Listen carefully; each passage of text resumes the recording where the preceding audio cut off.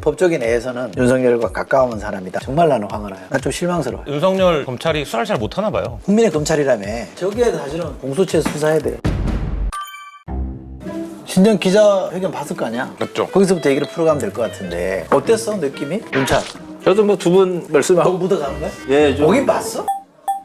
안 봤죠. 아니 왜 교수님 그런 거 보셔야 되는 거 아닙니까? 네. 아니 기사는 보고 여기 나오면 다 말씀들을 해주시니까 출연료를 받지 말고 주고 가.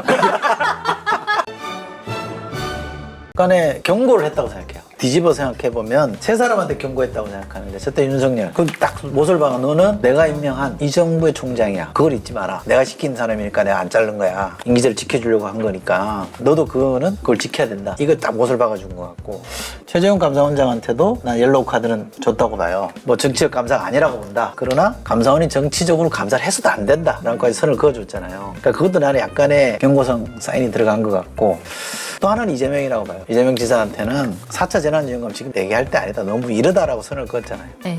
1차 보편으로 다 줬고 그 이후로는 선별해서 줬는데 선별은 옳고 보편은 나쁘다 이렇게 말할 수가 없잖아요. 논리적으로 보면. 그러니까 그거는 그때그때 상황 봐서 하는 거다. 그리고 중앙정부 하는 것과 지자체가 하는 거는 균형을 맞추면 되니까 그러니까 그건 알아서 판단하면 된다 이런 얘기는 원론적 얘기고 근데 3차 재난지원금도 지금 막 이제 지급 시작이 됐는데 4차 얘기를 꺼내는 건 너무 이르다. 얘기는 너무 서둘러 가지 마라. 그러니까 그것도 약간의 경고성이 들어있다고 생각해요. 약간의 경고 사인. 이제 카드를 뽑을까 말까. 근데 경고가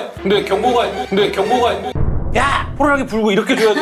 너무 이렇게 막 유능한 심판은 딱 보면서 그렇죠. 딱 손짓으로 이렇게 그런다고. 꺼낼까 말까. 그럼 그게 딱 사인을 주는 거거든. 근데 얘기 들어보니까 친정 기자회견이 굉장히 훌륭했네요. 좀 보시라고. 네. 아니 그런데 과연 듣는 사람들이 이렇게 잘 해석해서 그러니까 들을까요? 우리 역할이 그것이니까. 근데 대신 저는 해석해 주는 거. 그 발언 이후에 이낙연 대표가 한 오딩이 최악이라고 생각해요. 이낙연 대표가 왼쪽 깜빡이 켜고 우회전한다라고 했잖아요. 근데 이게 너무나 유명한 말이잖아요. 노무현 정부를 싸잡아 비판하던 당시 야당이 했던 맞아 나도 그 그 표현. 원인을 꺼내면 안 되지. 네, 그러니까 이 얘기를 하는 순간 이낙연 대표와 이재명 대표 간에 뭔가의 거대한 변동이 시작됐다는 게 체감적으로 확 오더라고요. 내가 볼 때 대통령께서 의도하지 않았지만 결과적으로 세 사람을 바보로 만들었거든. 첫째 지금 얘기한 이낙연 대표 바보 됐지. 사면론 꺼냈다가 네. 국민이 준 건데 나도 이걸 마음대로 못 쓴다 이런 얘기잖아요. 두 번째는 추미애 장관. 나는 윤석열 총장이 정치하고 있다고 생각하지 않는다. 징계 사유를 부정해버렸잖아요. 그러면 추미애 장관 지금 뭐 한 거야 지금까지? 어? 마지막에 한 분은 뭐 임종석 실장이 본의 아니게 좀 상처를 입었어요. 왜냐하면 최재형 감사원장에 대해서 정광훈, 윤석열 쪽으로 연결해서 하나의 그냥 부류로 그냥 소팅을 해버렸잖아. 근데 최재형에 대해서도 신뢰를 얘기를 해버리니까 그래서 그 사람을 본의 아니게 대통령 누구를 이렇게 나쁘게 말하는 스타일이 아니기 때문에 그러지는 않았겠지만 내가 듣고 나서 보니까 말씀을 저렇게 하시면 세 분은 바보 됐네. 약간 지금 말씀하신 거 들으니까 이제 약간 그 생각을 보태고 싶은데 다 이제 말하자면 좀 관조적 입장에서 대통령이 그러니까 예를 들면 그러니까 이게 실제 사람들 입장에서는 뭔가 다 이제 골마 터졌는데 이미 나중에 나타나서 아 그거 상처 별거 아니다 뭐 이렇게 이제 말하는 것 같은. 그래서 의미는 남죠. 그러면 추미애가 그렇게 할 때 왜 가만히 냅뒀어? 그렇죠. 그렇죠. 장관이잖아. 당신 임명한 장관이 그걸 못하게 했어야지. 그러니까 어쨌든 그 재가를 할 때 정치적인 행위를 하는 거에 대한 내용이 분명히 들어가 있는 거잖아요. 근데 그거를 재가를 했는데 정치 행위를 하지 않는다고 본다. 정치를 할 거라고 보지 않는다. 이렇게 얘기하는 것도 조금 약간 모순이긴 했어요. 저는 네. 뭐 좀 맞다고 봐요. 민주주의를 해나가는 과정에서 생겨나는 일들이다. 갈등도 있고 생각했던 것과 다를 수 있죠. 검찰총장의 문제가 있는데 국민들이나 법원이나 꼭 그렇지는 않았구나. 그러면 그걸 받아들이면서 또 민주주의를 잘 작동하게끔 가는 좀 학술적인 용어입니다만 구성적이고 또 국민과의 관계적인 부분 내에서 판단하는 건 전 대통령이 또 할 수 있다고 보죠. 거기다 평가를 하자면 저는 홍채랑 비슷해요. 근데 민주주의에서 보면 대통령 제하에서 대통령은 최고 책임이거든. 최고 책임자로서 그 에너지와 시간 낭비를 용인한 거는 나는 잘못됐다고 봐요. 그 생각은 그럴 수 있겠지만 내가 장관한테 권한을 줬는데 그 재량권을 행사하는 거에 대해서 일일이 내가 간섭 안 하는 게 맞다. 그것도 어느 정도까지였다 이거지. 또 하나는 당에서 얼마나 거기 참전해가지고 난리를 피워서 윤석열에 대해서는 그냥 맹폭을 했잖아요. 난 윤석열 행태에 대해서 굉장히 불만이 많은 사람이지만 당이 그렇게 할 때 대통령은 그럼 그 방관한 거잖아. 당신 생각은 그랬을 거야. 나는 당이 하는 일에 간섭 안 해. 그들이 알아서 하는 거야. 근데 나는 그 사람들이랑 생각은 달라. 그러면 여당이 어느 정도 선을 넘었다고 할 때는 제재를 했었어야 된다고 나는 생각해요. 그래서 내가 세 사람을 바보로 만들었다고 했지만 나는 세 사람의 책임에 난 부각이 됐다고 봐. 첫째 나는 정무수석이 문제 많다고 생각합니다. 왜? 이런 소통을 자기가 했었어요. 대통령의 생각을 가장 가까이 있어서 읽었을 거 아니에요. 들었을 거 아니에요. 그러면 이 노이즈를 줄이는 게 참모 역할이니까 당한테도 전달하고 장관한테도 전달해서 이건 이렇게 푸시면 좋겠다. 대통령의 뜻이 그렇다라고 해서 정리를 좀 해주는 노력을 했었어야 되는데 안 한 것 같다. 그다음에 당에서도 어쨌거나 원내의원들을 핸들하는 거는 이건 원내대표잖아. 그러니까 김태년 원내대표가 나는 그 역할을 잘 못했다고 생각해. 또 하나 한 사람은 전 양정철 전 비서관, 양비라고 하는 거죠. 양비도 내 친구지만 왜 나 그렇게 얘기를 하냐면 어디 보도에 의하면 오마이뉴스던가요? 사면놈 건의한 게 양정철이다. 그래서 약간 가운데 손가락 조심하셔야 야, 돼요. 이번 청와대 기자회견에서 기자가 가운데 손가락으로 이렇게 팔 들었다고 안 보였지? 엄청 공격당했어요. 자, 근데 우리 방송에서도 내가 잠깐 얘기했었잖아. 여권 일가에서 검토한 거는 있었던 것 같다. 그러면 만약에 그게 팩트라고 하면 이른바 실세로서 손혜원 전 의원은 실세라고 합니다만 제가 알기로는 실세인데 실세로서 완전히 방향을 잘못 잡은 거잖아요. 내가 더 화가 나는 거는 이 세 사람이 만나서 술을 먹었다는 거야 또. 그걸 또 찍혔어. 이 세 사람이 만나서 술을 먹었다는 거야. 속상해서 먹었겠지. 뭐요? 이제 야단 맞을 것 같아 뭐 이러면서. 그래서 난 저 세 사람이 자기 책임을 다 못하고 있다라는 것도 난 대통령 기자회견을 통해서 좀 아는 사람은 알게 됐지 않았나 싶어요. 너무 깊은 뜻을 얘기해 주시니까 몰랐는데. 소설 아니 근데 아닙니다. 손혜원 소설을 의원이- 폄하하면 안 돼요. 뭐 이러면서.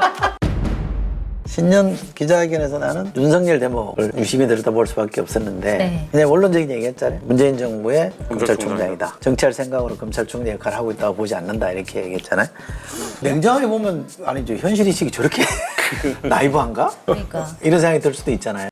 아니 근데 근데 솔직하게 되게 멋지게 해석을 다 하시고 왜? 아 그러니까 네. 현실 감각으로 보면 근데 그게 그런데 설득력이 있나 봐요. 제 주변에 그 윤 총장이 정치 안 하는 것 같아. 뭐 이런 식으로 또 하는 사람들이 아니, 근데 늘어났어. 그게 전략 주변도 다 이렇게 유불리 따지는 분들. 결과적으로 이제 전략적인 발언이 돼버렸죠. 왜냐하면 대통령이 저렇게까지 신뢰를 보냈는데도 자기 정치적 계산하에서 움직인다 그러면 그 사람이 나쁜 놈 되는 거예요. 그러니까 상당한 정치적인 포석에 있는 발언 같았어요. 논란이 많았지만 윤 총장의 손을 들어준 거잖아. 근데 여기에서 또 만약에 뭐 정치적 행보를 일으키는 대목을 한다 그러면 아마 욕을 많이 먹을 거예요. 이제는 이제 윤석열을 쳐다보게 어떻게 하는지 보자 이렇게 만들어놨잖아. 그러니까 그렇게 보면 난 정치적 계산에서 한 발언 같지는 않은데 상당히 전략적으로 먹히는 발언을 한 거는 맞아요. 근데 윤 총장이 나는 또다시 실망스럽게 김학의 사건 가지고 법무부 압수수색하고 출국 금지 조치가 잘못됐다는 것 때문에 팔을 막 키우고 있잖아요. 수원지검 형사 3부든가? 네, 법무부 압수수색 들어갔죠 오늘. 법조계 내에서는 이정섭 부장이라는 사람이 윤석열과 가까운 사람이다라고들 이제 많이 평가를 하던데 거기다가 이제 재배당을 해서 판을 좀 키우고 있잖아요. 난 좀 실망스러워. 이런 거릴수록 굉장히 드라이하게. 그러니까 너무 정치적인 행보를 또 계속하고 있는 정치적인 수사를 하고 그러니까 있는. 대통령의 그렇게 그런 보이는. 기대나 발언과 다르게 좀 가려고 하는 것처럼 보이고 내가 결정적으로 지금 이제 화가 나는 거는 뭐냐면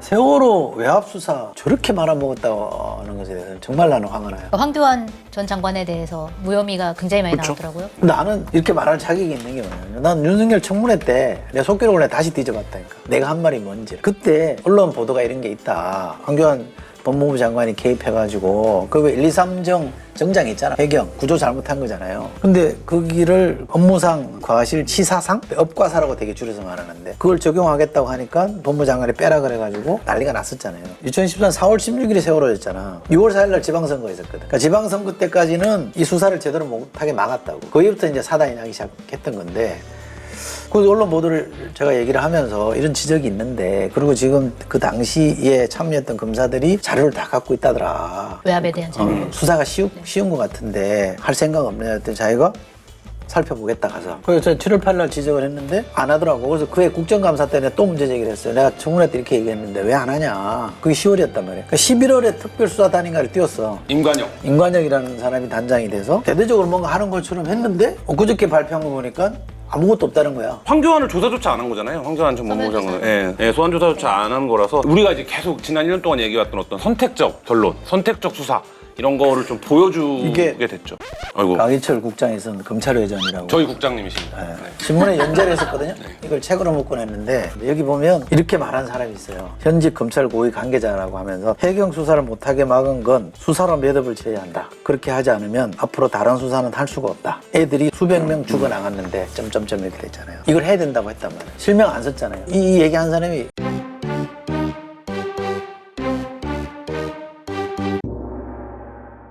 이 얘기한 사람이 윤석열 총장이에요. 그래요?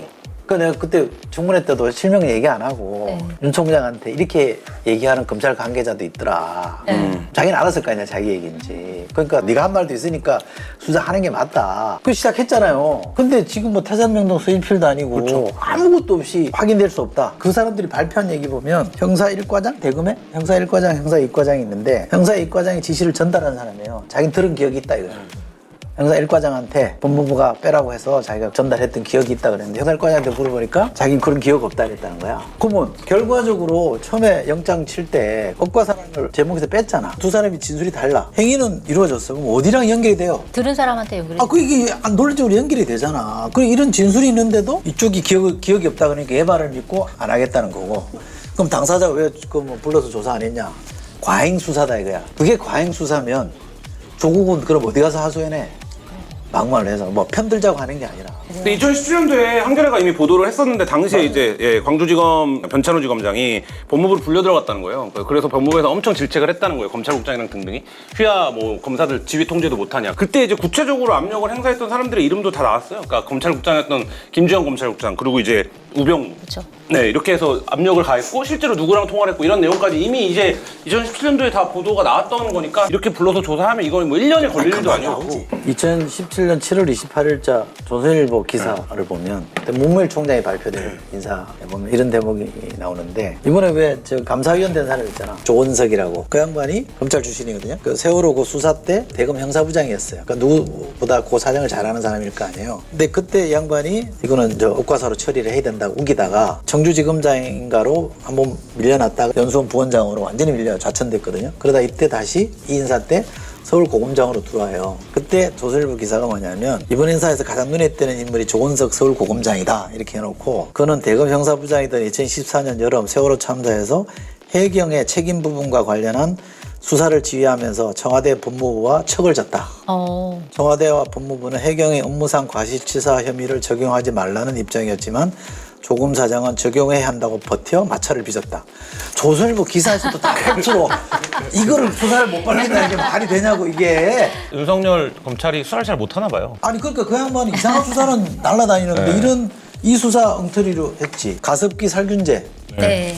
그거 여러 군데 잘못한 거 아니면 검찰이 수사 야무지게 했으면 저렇게 안 되거든. 게다가 룸사롱관 네 사람 핸드폰 다 올라갑자기 그러니까요. 분실했다 그러고 뭐 부인이랑 싸워가지고 뭐 버렸다. 그 말이 유행인데 폼유다 삼각지대가 있는 거 아니냐고? 어디 들어가면 핸드폰이 분실되는 지역이 있는 거 아니냐? 사과 안 하고 검찰 총수로 사과 안 하고 이런 국민 삶과 관련된 국민의 검찰이라며 그럼 달라붙어서 이건 제대로 해야 됩니다라고 하고 두 번 세 번 독려하고 했었어야지. 만약에 일반 피의자가 일반 공무원이 룸사롱 가서 접대받은 의혹이 드러났는데 그러면 96만 원으로 기소해주진 않겠죠. 근데 우리 핸드폰 잊어버렸는데요? 너는? 저도 잊어버렸어요 우연히. 너는? 저도 우연히 잊어버렸습니다. 그럼 검사가 이걸로 그냥 이렇게 하지. 그러니까 저게 사실은 공수처 수사해야 돼요. 그렇네요.